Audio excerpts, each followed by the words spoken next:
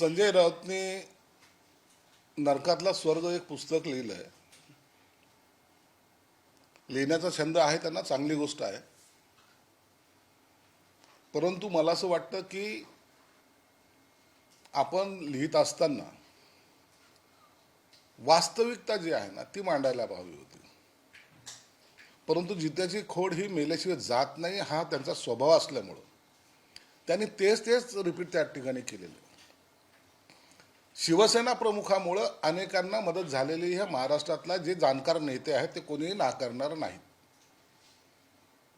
विरोधातला जरी असला, जेव्हा केव्हा संकटात असेल त्या टायमाला शिवसेना प्रमुखांनी त्यांना सुद्धा मदत केलेली आहे आणि त्याची कुठं वाच्यता सुद्धा केली नाही. हा शिवसेना प्रमुखाचा स्वभाव सुद्धा नव्हता.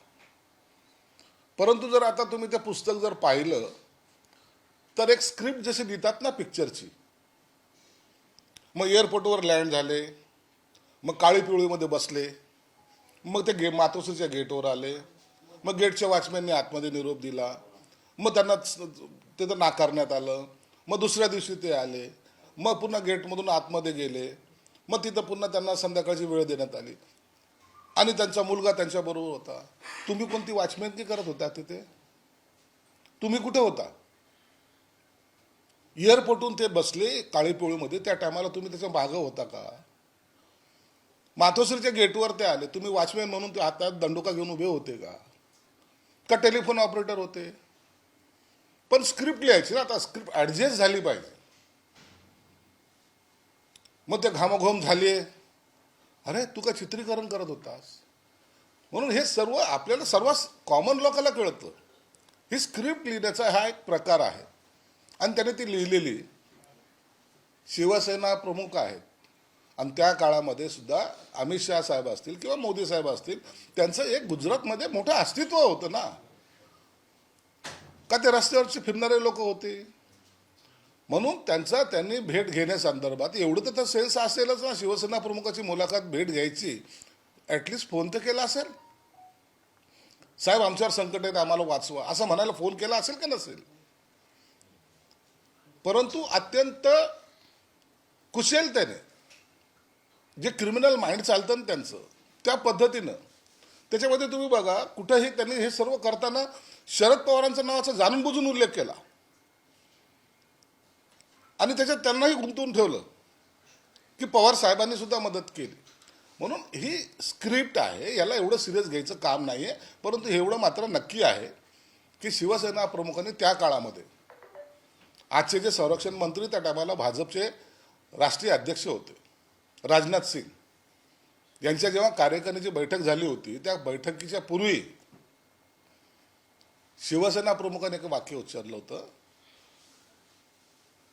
मोदी संदर्भामध्ये, मोदी गेला तर भाजप जाईल, गुजरात जाईल आणि मोदीला पंतप्रधान करा, अशी पहिली मागणी त्या काळात शिवसेना प्रमुखांनी केली होती. म्हणून शिवसेना प्रमुख हे तडकाफडकी बोलणारे नेते होते. हे यांच्यासारखे नव्हते ते. बरं, यांचं अस्तित्व त्या वेळेला काय होतं? तुम्ही कुठं होता? काय काय पोझिशन होती? शिवसेना नेता होता, बाळासाहेबांबरोबर बसत होते तुम्ही, त्याच्यावर चुरूट पित होते, काय करत होते तुम्ही? आपली असलेली पोझिशन त्या काळामध्ये नेमकी काय होती हे कधी ते त्या पुस्तकात मांडा ना. परंतु मी काहीतरी स्फोटात्मक काहीतरी बोलतोय किंवा लिहिलंय आणि हे सत्य माना, हे जे प्रकार आहेत ना, हे प्रसिद्धीसाठी असतात, हे नौटंकी आहे. मी पुन्हा सांगतो, शिवसेना प्रमुखांनी अनेकांना, मग ते चित्रपट क्षेत्रातले असो, तो व्यापारी असो, तो बिल्डर असो, तो आणखी कोणीही असो, राजकारणातला जरी असला तरी त्याला प्रामाणिकतेने मदत केली आणि कधी त्याची वाच्यता केली नाही. म्हणून शिवसेना प्रमुखावर अनेक लोक जे आहेत प्रेम जे करतात ते त्यामुळं करतात. यांच्यामुळं शिवसेना प्रमुख मोठे झालेले नाही आहेत, त्यांच्या सावलीत हे वाढलेले लोक आहेत. आमच्यासारखे मोठे झाले त्यांच्या आशीर्वादामुळे झालेले आहेत. म्हणून आजचा जो काही त्यांनी जे पुस्तक जे प्रकाशित केलं किंवा त्यांनी दाखल सादर केलेलं आहे, ते अत्यंत पिक्चरची स्टोरी लिहिल्यासारखं केलेलं आहे आणि स्वतःचे पाठ थोपटून घेण्याचा तो प्रकार आहे. त्याच्यामध्ये त्यांनी आणखी एक मुद्दा सांगितला की अमित शहा बरोबर आणखी काही मंत्री गुजरातचे जेलमध्ये होते, त्यांच्यावरती कारवाई केली गेली होती. मात्र हा सगळा प्रकार नरेंद्र मोदीपर्यंत जाणार होता. नरेंद्र मोदींवरती सुद्धा अटकेची तलवार होती. त्यावेळेला काँग्रेस तिथं सरकार होतं आणि आपलं शरद पवारांनी त्या नरेंद्र मोदीच्या अटकेला विरोध केला. त्यामुळे नरेंद्र मोदींना अटक झाली नाही, ते शाबूत राहिले. पण नरेंद्र मोदींनी सुद्धा शरद पवारांची अशी परतफेड केली असं त्यांचं म्हणणं आहे. राजकारणामध्ये अशा ज्या गोष्टी आहेत ते सांगून केल्या जात नाहीत. शिवसेना वाढायला मुंबईमध्ये कारणीभूत कोण होते हे कधी कुणी सांगितलेलं नाही. मग शरद पवार कुणाशी बोलले, शरद पवारने तिथं विरोध का केला, नरेंद्र मोदीला का वाचवलं, या गोष्टी तुम्ही शरद पवार साहेब बोलले तर त्याला महत्व आहे. ज्यांनी मदत केली त्यांनी जर हे सगळं बोललं तर त्याला आगळं वेगळं महत्व आहे ना. तुम्ही ही दलाली कशाला करता? तुम्हाला कोणी सांगितलं हे सर्व? जर त्यांचं ऐकून तुम्हाला जर ते खरं वाटत असेल तर त्यांच्या तोंडून येऊ द्या ना. मोदी साहेबांनी शरद पवारला मदत केली, शरद पवार साहेबांनी मोदीला मदत केली. अहो, मोदी साहेब जाहीर सभेत बोलले की मी यांचं बोट धरून राजकारणात आलो. तुम्ही कोण सांगणार आहे? म्हणून तुम्हाला एक गोष्ट सांगतो की हे सर्व नातं जपणं हा वेगळा भाग आहे. या नात्याचा कधी राजकारणासाठी शिवसेना प्रमुखांनी वापर केला नाही. शरद पवार साहेब 100 वेळा नाही 1000 वेळाला मातोश्रीला जायचे. त्यांच्या जेवणावळी व्हायच्या, गप्पा व्हायच्या. हे शिवसेना प्रमुखाने जाहीरपणे सांगितलेलं, मी सांगत नाही, शिवसेना प्रमुखाने सांगितलं. त्यांना मच्छी चांगली बनवून चारायची, हे शिवसेना प्रमुखाच्या तोंडात ते उद्गार आहेत आणि ते सत्य आहेत. परंतु त्याचा एखाद्या स्टेजवर केलेला उल्लेख हा वारंवार कधी शिवसेना प्रमुखाने केला नाही. म्हणून त्यांनी एकच वाक्य त्यांनी वापरलं होतं, मनभेद असलेले पोटभेद असलेले चालतील पण मनभेद असता कामा नये, हे त्यांचं वाक्य होतं. आणि म्हणून तुम्ही त्यांच्या नंतर सुद्धा अशा प्रकारे शिवसेना प्रमुखाचा उल्लेख करणं हे मला वाटतं गैर आहे. नरेंद्र मोदीवरती त्यांनी थेट आरोप केला की ते म्हणतात की गुजरात दंगलीत तत्कालीन मुख्यमंत्री मोदी हे आरोपी होते. गुजरात दंगल कशामुळे घडली, गोधरा हत्याकांड कशामुळे घडलं, त्यावेळेला शिवसेना प्रमुखांचे विचार काय होते, शिवसेना प्रमुख काय बोलले होते, कधीतरी आठवतं का तुम्हाला? अख्खा हिंदू समाज नरेंद्र मोदीच्या पाठीशी काय उभा राहिला होता, काय घडलं होतं असं? म्हणजे गोधरा हत्याकांड जर तुम्हाला आठवत नसेल तर मग तुम्ही हिंदुत्ववादी कसले? बोला ना, स्पष्टपणे बोला, गोधरा हत्याकांडावर बोला. नरेंद्र मोदीने जाऊन काही चोरा चपाट्या केल्या नव्हत्या किंवा अमित शहाने केल्या नव्हत्या. जो प्रकार घडला होता तो इतका संतापजनक होता की त्याच्या रिॲक्शन गुजरातमध्ये उमटल्या होत्या. आणि म्हणून अशा उमटलेल्या रिॲक्शनवर त्या काळामध्ये शिवसेना प्रमुख हे गंभीरपणे मोदी साहेबांच्या बी आणि अमित शहा साहेबांच्याही पाठीशी उभे होते, हे सगळ्या जगाला माहिती आहे. भाजपला ज्या बाळासाहेबांनी मदत केली त्यांचा लोकांच्या हातात दिला, लोकांच्या हातात दिला, असं म्हणणं आहे की पक्ष फोडण्यापेक्षा दुःख याचं आहे की एका लोकर माणसाच्या हातात शिवसेना आहे. अहो, खऱ्या अर्थानं जे शिवसैनिक आहेत त्यांच्या हातात शिवसेना आलेली आता. म्हणून हे लोकांनी दिलेला प्रतिसाद, लोकांनी दिलेलं मतं, लोकांनी तुमच्याबद्दलचं दाखवलेली सहानुभूती आता ही दिसून आलेली. तुम्ही ज्या सहानुभूतीच्या आधारावर राजकारण करत होते लोकांनी तुम्हाला नाकारलेलं आहे. बोलायला लावू नका.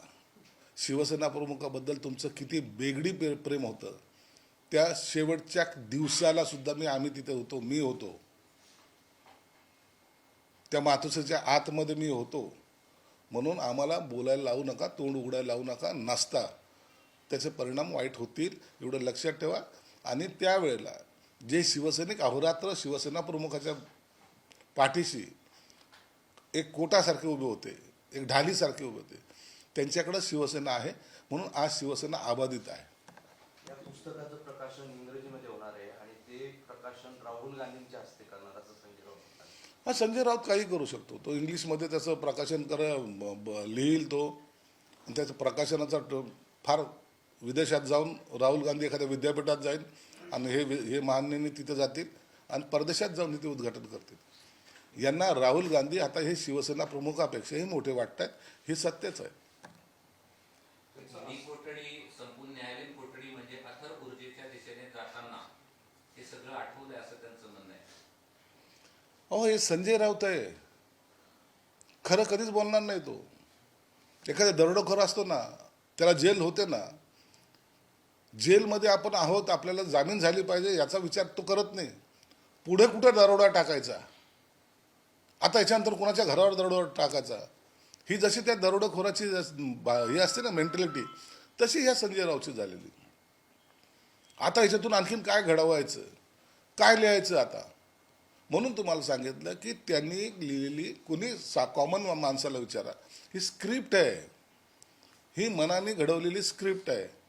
मी हे नाकारत नाही की अमित शहाला माननीय शिवसेना प्रमुखांनी मदत केली नाही, केली, पण यांनी जी स्क्रिप्ट बनवली ती चुकीची आहे हे माझं म्हणणं आहे. त्याच्यात ते असं म्हणतात की सनसनाटी निर्माण करण्यासाठी पुस्तक लिहिलेलं नाही, तर ही सत्यकथा आहे. सत्यकथातले अनेक भाग कधीतरी मनाला विचारात जा. राजकारणामध्ये खोटं बोलणं पण रेटून बोलणं हा जो त्यांचा स्थायी स्वभाव झालेला आहे, आता हा बदलणारा नाही आहे. म्हणून त्यातले सत्य जे आहेत ते एकदा बाहेर येऊ द्या.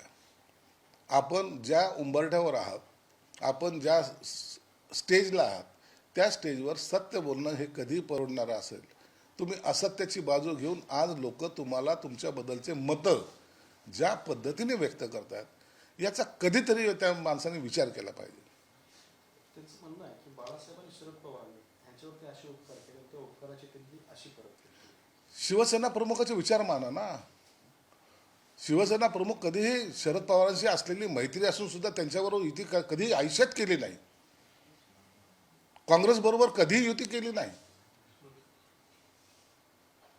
आणीबाणीच्या काळामध्ये इंदिरा गांधीला पाठिंबा देणारे शिवसेना प्रमुख, परंतु याचा अर्थ त्यांनी कधी त्यांच्याबरोबर युती केली का?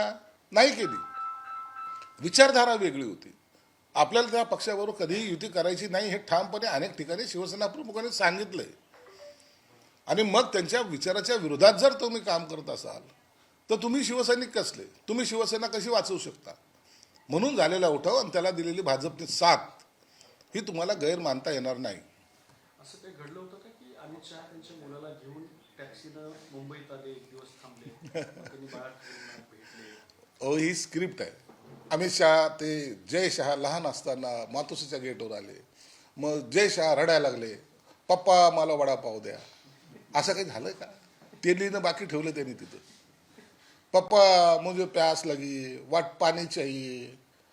मातोश्रीच्या राईट साईडला जे काही लेफ्ट साईडला जे काही स्टॉल आहे, मग तिथे तो पप्पा त्याला घेऊन गेला, पाण्याची बॉटल दिली, मग त्यांनी पाणी आणि वडापाव खाल्ला. असंही लिहायला कमी करणार नाहीत. म्हणून हे सगळं हास्यास्पद आहे, चीड आणणार आहे. आणि ते तुम्ही कुठं होता, कुठं तुम्ही ते अमित शहा गेटवर आला, तुम्ही कुठं होता? आणि शिवसेना प्रमुख आहे, तुम्हाला विचारून कुणाला अपॉइंटमेंट द्यायचे का? शिवसेना प्रमुख होते ते. कुणाला भेटायचं कुणाला भेटायचं नाही ते स्वतः ठरवायचे. त्यांना तुमच्यासारख्यांची कुणाची गरज लागत नव्हती जशी आज तुमची गरज इतरांना लागते. त्यांना कधीच गरज लागली नाही.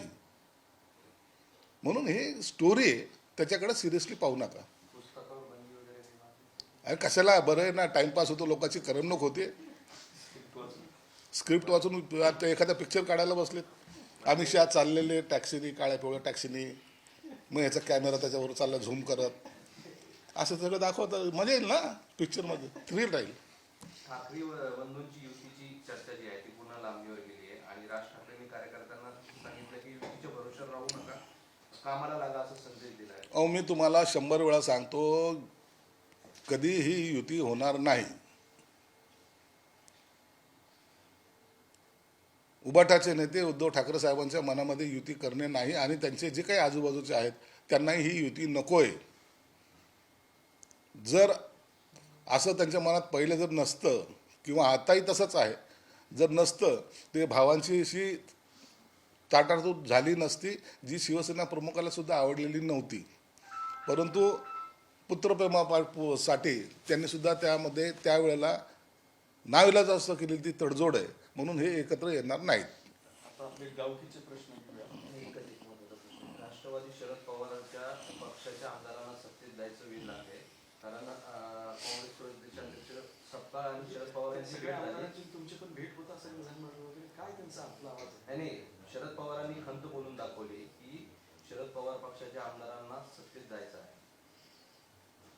सत्तेशिवाय हे सर्व लोक राहू शकत नाही, हे तेवढं सत्य आहे. त्यांना सत्तेची लालसा वाढलेली आहे. मग अशा वेळेला पर्याय त्यांच्यासमोर दिसतोय ते अजितदादा. म्हणून त्यांच्या जे काही गाठीभेटी होत आहेत, त्यांना वाटतंय मग आता हे एकमेकावर टाळणे, मग सर्वांनी मिळून निर्णय सामूहिक घ्या, तुमचं काय मत आहे ते सांगा. हे सगळं जे चालतं ना, हे सगळं नाटकीय स्वरूपात चालतं. मुळात ठरवायचं काय हे याचं चित्र स्पष्ट हे 8-10 दिवसात तुम्हाला समोर येईल. आणि मला वाटतं आता जास्त वेळ वाट पाहण्यात काही अर्थ नाही. 8-10 दिवस फक्त थांबा, तुम्हाला ह्या सगळ्या घडामोडी झालेल्या पाहायला मिळतील. आपल्या गावातील प्रश्न, आदित्य ठाकरे आज छत्रपती संभाजीनगर शहरामध्ये पाण्याच्या प्रश्नासाठी मोर्चा काढतायत. त्या मोर्चाची तयारी वगैरे केली आहे. हजारो लोक येणार असल्याचा सुद्धा दावा केला जातोय. तुमची काय भूमिका आहे या मोर्चावर? चांगलं आहे. शहराच्या पाणी प्रश्नासाठी आदित्य ठाकरे येत आहेत, चांगली गोष्ट आहे. लोकांच्या जनभावना त्यांना कळतायत, त्यांच्यासाठी ते येत आहेत. परंतु हे का घडलं, कशामुळं घडलं, याचाही त्यांनी थोडासा अभ्यास केला पाहिजे. मग त्याच्यासाठी जे दोषी असतील, मग ते आपल्या पक्षातले जरी असले तर त्यांना काय समज देणार आहात. कारण की त्यांच्या वडिलांनी 2 वेळेला त्यांची माफी मागितली या शहराची. कारण काय होतं हेही त्यांनी पाहिलं पाहिजे. म्हणून त्यांनी येणं आणि जाणं याला जास्त काही महत्त्व नाही. या ठिकाणच्या राजकीय नेत्याला स्वतःचं अस्तित्व टिकवण्यासाठी त्यांना आमंत्रित केलेलं आहे. ते सरकारवरती आरोप करताय, खरं तर जबाबदार कोण आहे पाणी पुरवठा योजनेचा हा सगळा जो गोंधळ झाला? हे बघ, आता जबाबदारी त्याच्यावर फिक्स करण्यापेक्षा पाणी शहराला कसं मिळेल या भूमिकेत आपण राहिलं पाहिजे. टीका करायला सोपे जाते, परंतु या टीकेचे सगळे भागीदार आहे असं म्हणायला हरकत नाही. मग त्यांनी असं केलं म्हणून त्यांनी तसं केलं, या आता चर्चा थांबल्या पाहिजेत. पाणी प्रश्न हा अंतिम टप्प्यात आलेला आहे, गतीने काम चालू आहे.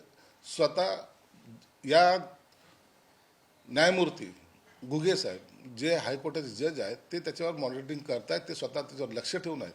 म्हणून आता या प्रश्नावर चिघळून लोकांची डोके भडकवण्यापेक्षा पाणी कसं येईल हे पाहिलं पाहिजे. आपण पालकमंत्री आहात, पाणी मिळत नाहीये. महाराष्ट्रातली एकमेव अशी केस आहे की हायकोर्टला पाहणी करावी लागते.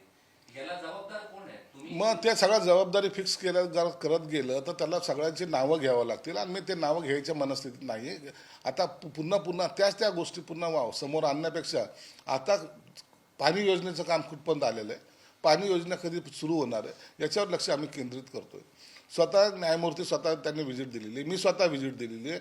सर्व जे अभियंते आहेत किंवा कॉर्पोरेशनचे कर्मचारी आहेत ते स्वतः लाईनवर काम करत आहेत. 24/7 काम चालू आहे. आणि मला वाटतं कोणीही असा व्यक्ती नाही ज्याला या शहराला पाणी मिळू नये अशी त्याची मनस्थिती आहे. प्रत्येकाला वाटतं पाणी सुरळीत सुरू झालं पाहिजे. आणि म्हणून आम्ही सर्वजण प्रयत्नशील आहोत. आम्ही कुणावर आरोप करणार नाही.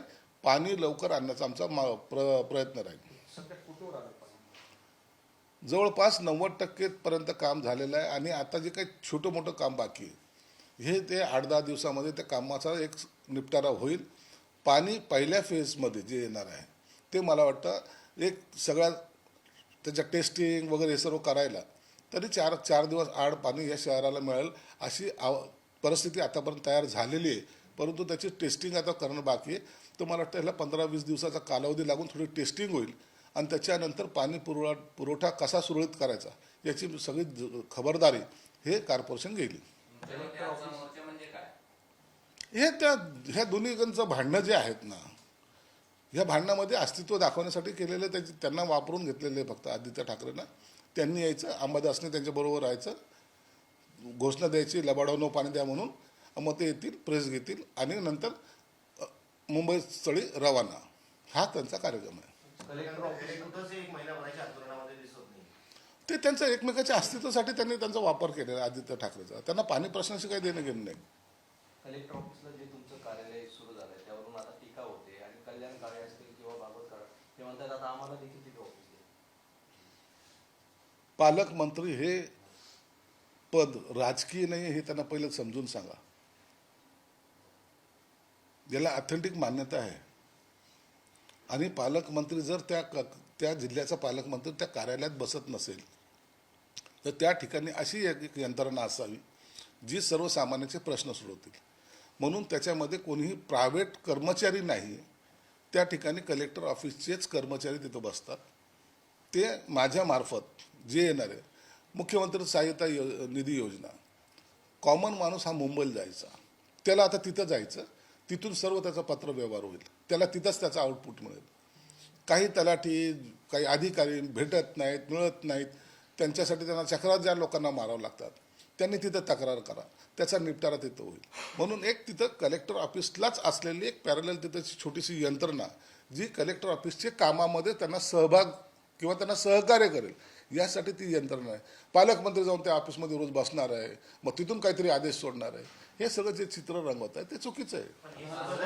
विरोधी पक्षाने कामगारावर जाणे असं म्हणतात की पालकमंत्री तिथे बसतील आणि कलेक्टर त्यांची हाजीहाजी करेल आणि त्यामुळे नागरिकांची कामं होणार नाही. जर तिथे कार्यालय झालं तर आम्ही त्याला विरोध करू आणि मग आंदोलन करू. आंदोलन करा. पालकमंत्री ॲज गुड ॲज या जिल्ह्याचा मुख्यमंत्री असतो, प्रत्येक जिल्ह्याचा. त्याला सर्वस्व अधिकार दिलेले असतात आणि त्या अधिकाराचा वापर तो त्या शहराच्या जिल्ह्याच्या चांगल्या कामासाठी करत असतो. पालकमंत्री हे काय भूषण म्हणजे मिरवण्याचं पद नाही आहे, तर ते काम करण्याचं पद आहे आणि ते करण्याचं काम आम्ही सर्वजण करणार आहोत. म्हणून त्यांनी कोणी काय टीका केली त्याची आम्ही चिंता करत नाहीत. आम्हाला जनतेचे प्रश्न सोडवायचे आणि त्यासाठी आमचं कार्यालय राहणार आहे. नवीन पायंडा पाडतायत ना, म्हणजे असं कुठंच नव्हतं आतापर्यंत किंवा कायद्यामध्ये सुद्धा अशा स्वरूपाचं काही धोरण नाही. तुम्ही एक नवीन काढलंय. नवीन काढलं तर एखादा नवीन झालं पाहिजे ना, काहीतरी नवीन घडलं पाहिजे ना. त्या रुटीन कामं करत बसण्यापेक्षा एक गती जर द्यायची असेल, आम्ही 100 दिवसाचा कार्यक्रम करतोय, आम्ही आता 150 दिवसाचा कार्यक्रम घेतोय. हाती कार्यक्रम जेव्हा घेतात त्या टायमाला त्याला स्पीड देणं हे माझं काम आहे. आणि हे स्पीड देण्यासाठी जर मला तिथं कलेक्टर ऑफिसमध्ये बसावं लागत असेल तर निश्चित बसलं पाहिजे. गैर काय? त्या ठिकाणी बसून इतर काही उद्योग करत असेल तर त्याला तुम्ही आक्षेप घ्या ना. पण जनतेचे प्रश्न सोडायला मग तुम्ही जनता दरबार कशाला घेता? तुम्हाला कोणते अधिकार दिले होते? तुम्हाला कोणी सांगितलं जनता दरबार घेण्याचे अधिकार आहे तुम्हाला? पण तुम्ही घेता ना, कशासाठी घेता? की कॉमन माणूस त्या एका ठिकाणी आला पाहिजे आणि त्याचे प्रश्न सुटले पाहिजे. मग कलेक्टर ऑफिसमध्ये जर अधिकारी कोणी काही भेटत नसेल, त्याच्यासाठी जर एखादं कार्यालय असेल, त्यात वावगं काय, गैर काय? नाही, असंच कार्यालय बच्चू कडूंनी सुरू केलेलं होतं, मात्र ते त्यांना बंद करायला लागलं. ते काय असेल ते मला माहीत नाही, परंतु मला वाटतं लोढानी पण कार्यालय सुरू केलं होतं मुंबई महानगरपालिकेमध्ये, केसरकरांनी केलं होतं आणि त्यात काही गैर पण नव्हतं. काल विखे असं म्हणाले ते तुमचे निधी जो वळवला जातोय त्यावरून तुम्ही संताप व्यक्त केला. शिरसाट हे नव्याने मंत्री झाले, नवे आहेत अजून. बरोबर आहे ना, मला पूर्ण माहिती नसेल, त्यांनी मला कल्पना द्यावी. माझ्या स्टेटमेंटमध्ये काही चूक असेल तर मी ती दुरुस्त करायला तयार आहे. परंतु माझं म्हणणं त्यांनी एकदा खोडून दाखवलं पाहिजे आणि मला ते समजून सांगितलं पाहिजे. महाविकास आघाडी म्हणजे शरद पवारांच्या वक्तव्यानंतर महाविकास आघाडी कुठे काय अशी चर्चा सुरू आहे आणि शरद पवारांची आधी सपकाळ यांनी भेट घेतली आणि आता उद्धव ठाकरेंच्या भेटीसाठी गेले. महाविकास आघाडी वाचवण्यासाठी धडपड सुरू आहे. काही धडपड नाही आहे. महाविकास आघाडी अस्तित्वात राहणार नाही. राष्ट्रीय पातळीवर पी चिदंबरम त्यांनी सुद्धा आता वक्तव्य केलेलं आहे की हे आमचे इंडिया आघाडी टिकणार नाही. याचा अर्थच इथे महाविकास आघाडी टिकणार नाही.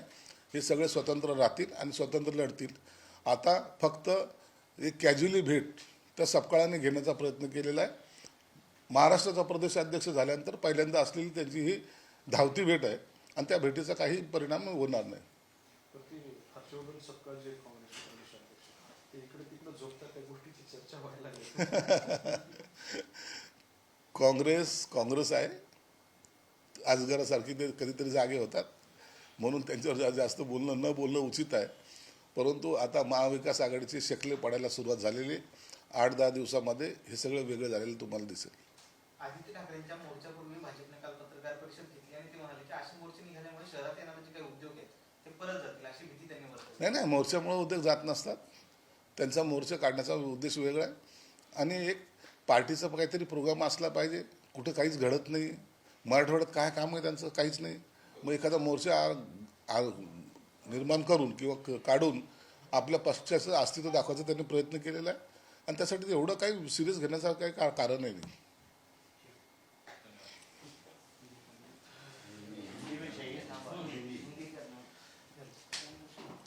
ये हिंदी मराठी होता संजय राऊत ही जोगा रवी.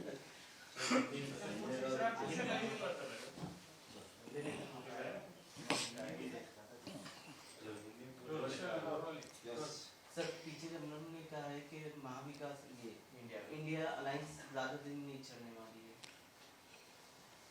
कांग्रेस के वरिष्ठ नेता पी चिदम्बरम ने जो कहा है वो सच है। जब पहले अलायंस हुआ था वहां भी उनकी किसी की बनती नहीं थी।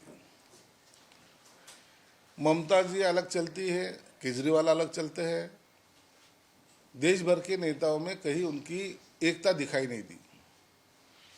अब लोकसभा के इलेक्शन खत्म हो चुके हैं, उसका परिणाम उन्होंने देखा है और हर कोई ऐसा कहने के लिए शुरुआत की है उन्होंने कि अगर अपन सेपरेट लड़ते तो शायद सीटें बढ़ती थी। अब कुछ राज्यों में स्थानिक इलेक्शंस है, कोई विधानसभा के इलेक्शंस आएंगे, वो टाइम ये आघाड़ी रहेंगी नहीं। इसलिए पी चिदम्बरम ने जो कहा वो सच है। इंडिया आघाड़ी, इंडिया अलायंस अभी रहेगा नहीं। उनका अंतिम जो बात लास्ट टाइम हुई वहीं उनका एंड हो चुका है।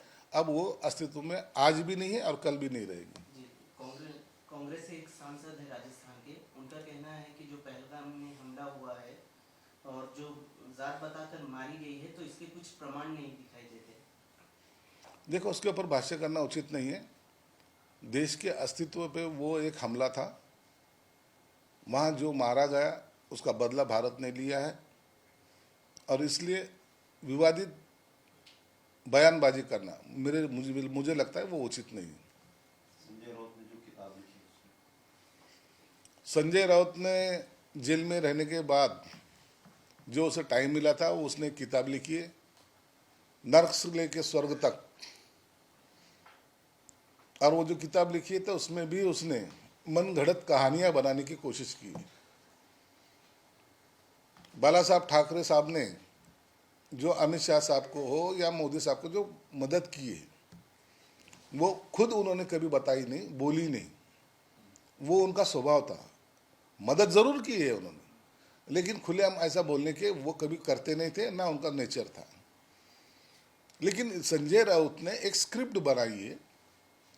आप देखेंगे अमित शाह साहब एयरपोर्ट पे उतरे, वहाँ से काली पीली टैक्सी में बैठे, वो मातोश्री पे आए, वहाँ वॉचमैन के माध्यम से अंदर मैसेज गया। ये सब ये संजय राउत था का? वो टैक्सी का पीछा कर रहा था कैमरा लेके या गेट पे वॉचमैन था? इसका रोल क्या था उस वक्त? ये कौन से रोल में था? या टेलीफोन ऑपरेटर बोल के अंदर बैठा था बाला साहब के बंगले में? ये सब मन घड़त कहानियां बना के, जैसे एक पिक्चर होती है ना, उस तरीके से उसने वो किताब लिखी है। मुझे लगता है उसके दिमाग में ये चल रहा होगा कि अगली एक पिक्चर अपन निकालेंगे और वो पिक्चर की वो स्क्रिप्ट थी। इतना ही उसके बारे में कह सकते। लेकिन एक चीज साफ साफ तौर पर मैं कह देता हूँ, बाला साहब ठाकरे साहब ने बहुत विरोधी रहो या सत्ताधारी रहो, बहुत जनों को मदद की है, लेकिन मदद करने के बाद कभी उसको बार ऐसा एहसास नहीं दिलाया मैंने तुझे मदद की है, कर दिए भूल गए। ये बाला साहब का नेचर था। बाला साहब थे, लेकिन इसने जानबूझ के, आप देखेंगे वो स्क्रिप्ट में शरद पवार का नाम भी जोड़ने की कोशिश की। एक उनको ये दिखना चाहिए कि साहब मैं तुम्हारा बहुत असीम भक्त हूँ, यह भक्त की भावना उन्होंने दिखाने की जो कोशिश की है, ये सब लोग जानते हैं। और मुझे लगता है उसको कोई मानेगा भी नहीं, ना उसको कोई देखेगा भी नहीं। वो सिर्फ खुद की तारीफ करने के लिए उन्होंने लिखी हुई किताब है। गोधरा कांड का भी उसमें मोदी जी का और अमित शाह का गोधरा हत्याकांड जो हुआ था वो टाइम की सिचुएशन पूरे देश को मालूम है। जिस तरीके से गोधरा हत्याकांड हुआ था, वहाँ जो लाशें बरामद हुई थी, उसका एक रिएक्शन पूरे गुजरात में हुआ था। और वो टाइम अनेक लोगों के ऊपर केसेस हुए थे, कोई जेल में थे। वो टाइम अगर किसी ने मदद मांगी हुई तो बाला साहब ने उनको की है। कर्नाटक के एक विधायक है, उनका कहना है कि जो सैन्य कार्रवाई हुई है उससे इंसाफ नहीं मिला है, अब सिर्फ ये दिखावा था। वो विधायक को थोड़ा, जहाँ युद्ध चल रहा था वो बॉर्डर पर ले जाना चाहिए था ना। अरे आप विधायक हो, कैसी बात करते हो? देश में युद्ध चल रहा है, तुमको किसने पूछा है?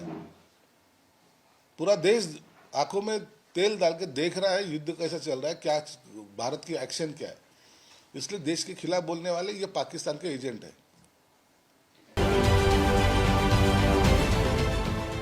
देश विदेशातील प्रत्येक घडामोडींचे लाईव्ह अपडेट मिळवण्यासाठी आता साम टीव्हीच्या सर्व सोशल मीडिया प्लॅटफॉर्मला लाईक, फॉलो आणि सबस्क्राईब करा।